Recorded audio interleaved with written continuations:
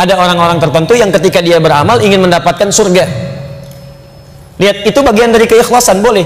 Ikhlas paling rendah itu ketika dia mengerjakan sesuatu ingin mendapatkan balasan tapi sesuai keinginan Allah. Kan yang perintahkan kita masuk surga kan Allah. Jadi kalau kita misalnya mengatakan saya sholat karena Allah, iya, saya sholat ingin mendapatkan surga, boleh nggak? Boleh, karena Allah menyuruh supaya kita sholat mendapatkan surga. Tapi itu tingkatan paling bawah. Puncak tertingginya saya nggak peduli mau masuk surga atau kemanapun, terserah Allah, yang penting saya sholat Allah ridha. Itu puncak tertingginya. Nah, apa kata Quran ayat 134-nya? Alladzina yunfikuna fis sarra'i wad dharra. Ada orang yang mengamalkan amalan supaya bisa masuk surga. Di antaranya infak. Wal kadhiminal ghaidha, sanggup menahan amarah. Jadi ketika dia mau infak itu motivasinya mendapatkan surga seluas langit dan bumi. Itu kata Quran boleh. Tapi tingkat tertinggi ketika dia tidak punya pamrih dengan amalannya. Terserah Allah. Nah, cuman yang tidak tepat itu adalah ketika amalan-amalan Anda ditarik ke dalam urusan dunia. Itu yang sangat disayangkan. Jadi kalau mau beramal, gak usah mikirin dunia, sayang. Walaupun ada motivasi dalam amalan, menjadikan amalan ketika dikerjakan dunia dapat. Contoh, apa kelebihan 2 rakaat sebelum subuh? Lebih baik daripada dunia dan seisinya. Pertanyaannya tahu dari mana? Baik, hadis Muslim hadis 724. Lihat, rakaatul fajri khairum minad dunya wa ma fiha. 2 rakaat sebelum subuh itu lebih baik daripada dunia dan seisinya. Lebih daripada dunia dan seisinya. Jadi kalau Anda bisa mengerjakan 2 rakaat itu, Anda mendapatkan lebih daripada dunia dan seisinya. Lebih daripada dunia dan seisinya. Ada yang menafsirkan itu pahala yang tidak bisa ditandingi oleh dunia dan seisinya. Ada yang menafsirkan bahwa keadaan kita itu dijadikan memiliki sesuatu lebih daripada dunia dan seisinya. Maksudnya apa? Maksudnya hidup dia tidak akan diperbudak oleh urusan dunia, tapi dunia jadikan kecil sesuai dengan hajat kebutuhannya. Jadi dia nggak memandang dunia itu besar, tidak.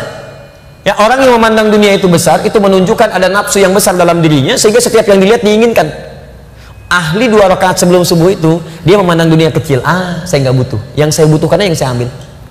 Misal, saya butuh pakaian untuk sholat. Ketika dia butuh pakaian untuk sekedar sholat, maka dia hanya akan membeli pakaian untuk sholatnya. Yang lain walaupun banyak modelnya, itu kecil bagi saya nggak butuh. Cuman ingin, capek. Dia butuh minum. Apa fungsi minum? Menghilangkan haus. Yang penting air putih. Kan fungsinya menghilangkan haus. Ketika dia merasa apa yang dia butuhkan itu dia kerjakan, maka dia akan dicukupkan oleh Allah kepada yang dibutuhkan saja. Yang lainnya kecil. Tidak dianggap penting. Jadi orang seperti ini hidupnya nggak capek. Yang penting ada air putih, selesai. Apa fungsi makanan?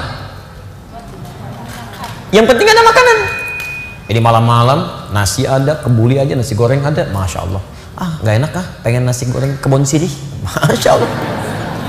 Bayangkan, jam 12 kebun sirih pak. Jam 12 udah berangkat, macet-macet luar biasa. Sampai sana tutup.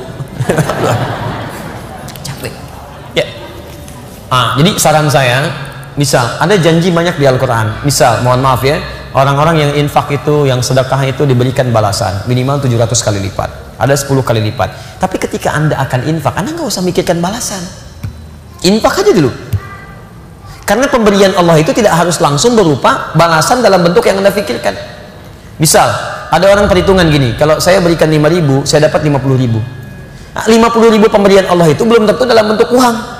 Kesehatan bisa, traktir teman, kenyamanan, ketenangan, kadang-kadang itu lebih penting.